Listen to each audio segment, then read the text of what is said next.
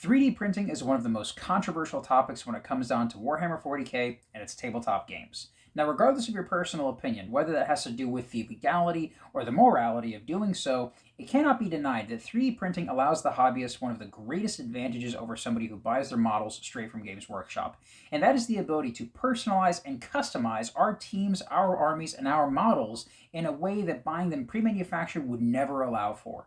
Even though there's this massive opportunity to create and customize your own models, plenty of hobbyists simply aren't taking advantage of it. Not because they're stupid or they are unable to do so, but simply because they're not aware of the avenues available to create your own models. Now, I'm going to show you how to do this. Pretty brief and simple. Doesn't require any expensive programming, doesn't require any time to learn how to 3D model or 3D render. It's just a simple free program, Microsoft's 3D Builder, and a couple of preloaded bits files, and just a little bit of your time. I'll show you how to do it. So before I get into showing you exactly how Microsoft 3D Builder works and how you can start building your own models, I want to show some of the things that I've made myself. That way you kind of know that I'm not bullshitting you when it comes down to how easy and how useful this program is. Here's a couple of Kriegsmen that I made earlier this week. I'm particularly proud of them. I think they look really good. Here is a Terminator that I built a couple of weeks ago. I actually built an entire squad of these guys. Came out looking really nice with chains and the skulls. I've got a couple of Custodes. I made these a little while ago for my Custodes kill team. I was very proud of these guys. I made 5 of these in total. I've got a couple of my Deathwatch dudes. Absolutely love them. Think they came out gorgeous and they printed out really easily and really well. Next, I've got some Tau Space Marines. These are models that Games Workshop, of course, would never make themselves.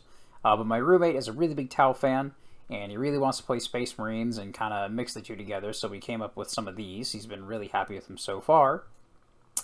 And, yeah, I hope this convinces you that this is extremely worth it. You can get some really, really cool and unique-looking models by building them yourself. So, let's look at how to do this. This is the program here that you're looking for. This is Microsoft's 3D Builder. You can download this directly from Microsoft's webpage. Entirely free program. If your computer can run a Slicer program, you can probably run this without a problem. And this is going to be the foundation for which we're going to build all of our models. Next, what you want to find are files like these. This is just one of the ones I pulled up, but there are plenty of them out here. I personally call them bits files, but they're going to be referred to as builder files online. You can find these on Colts 3D, Thingiverse, My Mini Factory, pretty much anywhere you can get Warhammer STLs, you can find these guys. Some of them are free, some of them aren't, but you're going to want to find plenty of these because these are going to be the core, the root core of building your own models. You can get these for Space Marines, Custodes, Sisters of Battle, Tyranids, GCOs, pretty much any faction you can think of. You can find these builder files, and this is what you're going to need right here. So once you have your builder file loaded up, you're basically going to load up all of the individual pieces. They're usually going to come with a bunch of legs, torsos, arms, guns, heads, plenty of various things. And bear in mind that you can mix and match whatever files you want to. Just because, you know, one model came out of one pack and one model came out of another means absolutely nothing. Go ahead and load up whatever you want onto your 3D program, because at the end of the day, it doesn't matter where they come from. You just slap them together and they'll come to life.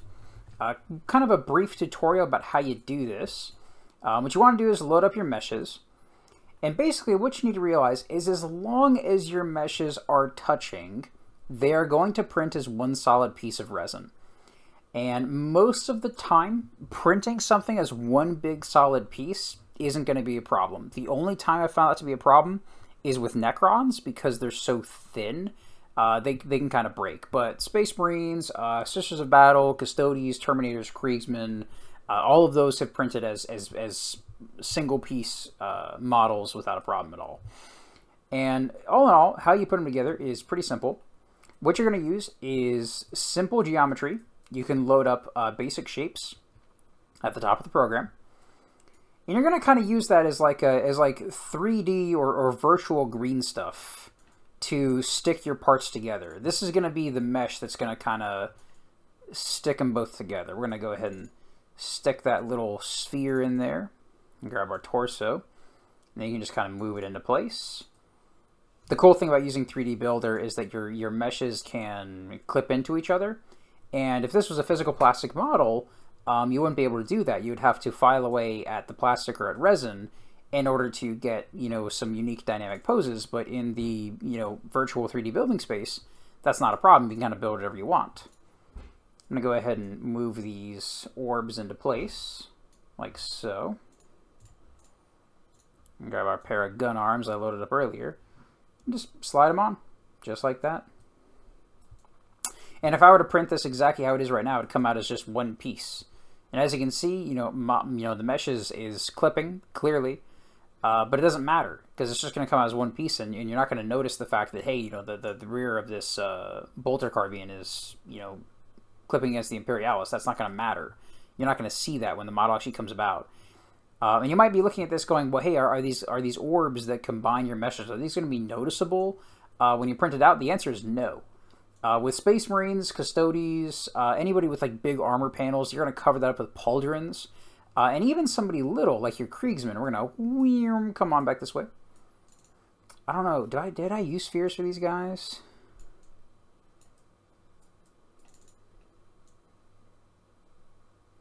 I did, yeah.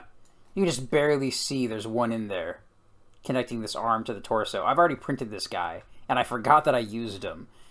They disappear once you actually go to print the model.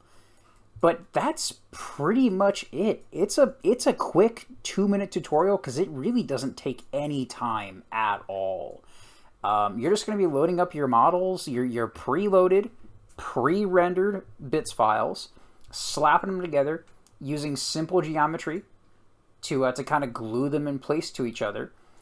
And then what you want to do afterwards is you want to go ahead up here, you want to go to Save As. And the thing is, when you get to here, when you get to saving the actual model, you're going to want to save that as an STL format, as an STL, not as a 3MF, as an STL. And then after that, you can load that into your slicer program of choice. I personally use Lychee. And just go ahead and support it however you like, and print it out, and boom, you're done. And the cool thing about this is there's no limit to what you can do. You can combine and throw together whatever models and meshes you want. You can throw on as many accessories as you want. You can throw on as many purity seals, reliquaries, jewels, chains, cowboy hats, guns, just whatever you want onto these models. And at the end of the day, it doesn't take really any time at all. Most of the hard work of actually making the models done, now all you're doing is just kind of building it like Legos. And the cool thing is once you print them out, no one else has them. These are your models for you to have, and no one else will be able to recreate them. They are your personal models. So I hope that helped out. I hope this was inspiring for anybody watching, and happy printing.